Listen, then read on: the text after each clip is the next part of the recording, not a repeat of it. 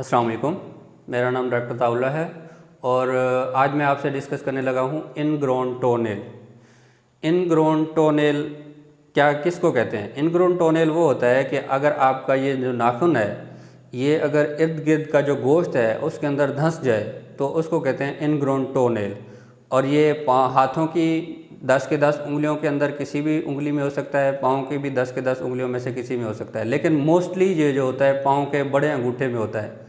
और नाखून के एक साइड पे भी हो सकता है, दोनों साइड पे भी हो सकता है। अब इसकी वजह क्या है? इसकी 4-5 अहम वजूहात हैं जो वो मैं आपसे डिस्कस करूँगा, ताकि अगर आप में से किसी खुदा न खास्ता किसी को है तो आप इन वजूहात को ठीक कर लें इलाज करवाने से पहले।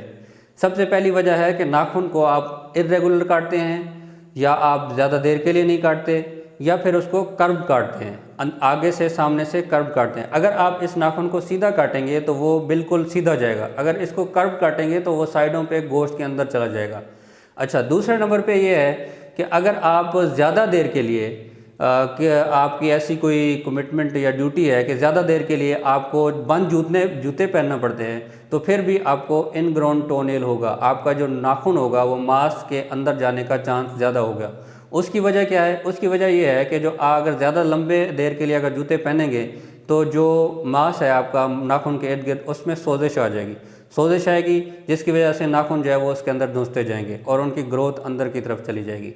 ये दूसरी वजह है। तीसरी वजह है आप किसी भी वजह से पाँव की हाइजीन अच्छी नहीं रख पा रहे, तो उस वजह से इन्फेक्शन होंगे, एडिमा होगा, फिर वही सेम काज कि उसका जो नाखून है वो अंदर की तरफ धंसता जाएगा।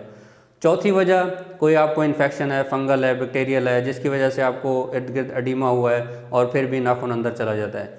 पांचवी वजह जो है वो लीस्ट लाइकली है, लेकिन फिर भी जो है वो अगर किसी ख़ानदान में चल रहा है तो हेरिडेटरी भी होता है इसमें। और आखिरी वजह यह है कि अगर आप नाखून, हाथ के नाखून ख़ासतौर पे चबाते हैं, खाते हैं, तो उसकी वजह से भी आपके जो नाखून है वो इनग्रोन अंदर की तरफ जा सकते हैं। ये इसकी वजूहात हैं।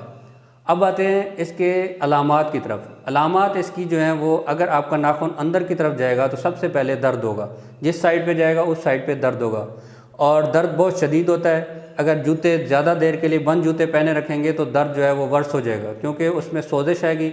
और जिस जगह पे सोजिश आती है, ख़ासतौर पे पाँव और हाथों की उंगलियों में अगर सोजिश आ जाए, क्योंकि इनमें स्पेस नहीं होती, तो इनमें दर्द बहुत शदीद होता है। किसी भी वजह से अगर सोजिश आ जाए तो दर्द बहुत ज़्यादा हो जाता है।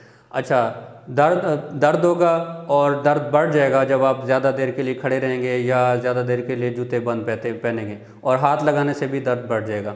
इसके अलावा इसके ऊपर स्वेलिंग होगी और रेडनेस होगी। और अगर खुदा न खास्ता, ज़्यादातर वैसे इस वक्त पेशेंट मरीज़ जो है वो इसको लोगों को पता चलता है इनग्रोन टोनेल का जब उनके ऊपर सुपर इम्पोज इन्फेक्शन हो जाए या रेशा पड़ जाए। अगर रेशा पड़ जाता है उस साइड पे तो फिर जो है वो सोजिश और बढ़ जाएगी, और फिर जो है वो चुभन होगी, बहुत शदीद पेन होगा, ऐसे शूटिंग पेन होगा कि बंदा कहेगा कि अभी खुदा न खास्ता मैं इसको काट दूं, और इतना ज़्यादा दर्द होता है। ये इसकी अलामात हैं। दर्द होना, उसके हाथ लगाने से ज़्यादा हो जाना, सोजिश होना, उसके अलावा रेशा पड़ने की वजह से भी दर्द ज़्यादा हो जाना, और रेशा भी साइड से निकलता है। अगर ज़्यादा शदीद इन्फेक्शन हो जाए तो रेशा निकलना भी शुरू हो जाता है। ये हैं इसकी अलामात। अब इसकी ट्रीटमेंट की तरफ आते हैं। ट्रीटमेंट जो है इसकी, सबसे पहले तो आपने जो है वो क्या कहते हैं, उसकी जो काजेज़ हैं उनको ठीक करना है। किस वजह से आपको इनग्रोन टोनेल हो रहा है उसको सबसे पहले ठीक करना है। उसके बाद इसकी दो तरह की ट्रीटमेंट आती है, एक मेडिकल और एक सर्जिकल। पहले आपने क्या करना है? सबसे पहले अगर खुदा न खास्ता आप ज़्यादा देर के लिए बंद शूज़ पहनते हैं तो उसको बंद शूज़ पहनना बंद कर दें, खुले शूज़ पहनना शुरू कर दें। नाखून अगर आप कर्व काटते हैं या इर्रेगुलर काटते हैं या देर से काटते हैं, उसको टाइम से काटना शुरू कर दें। मुंह में वो करते हैं, नाखून को खाते हैं तो वो खाना बंद कर दें। अच्छा, इसके अलावा अगर कोई हाइजीन का प्रॉब्लम है उसको सेट कर लें, इन्फेक्शन है तो उसको ठीक करवा लें। तो ये हैं जो रिस्क फैक्टर हैं उनको कम करना।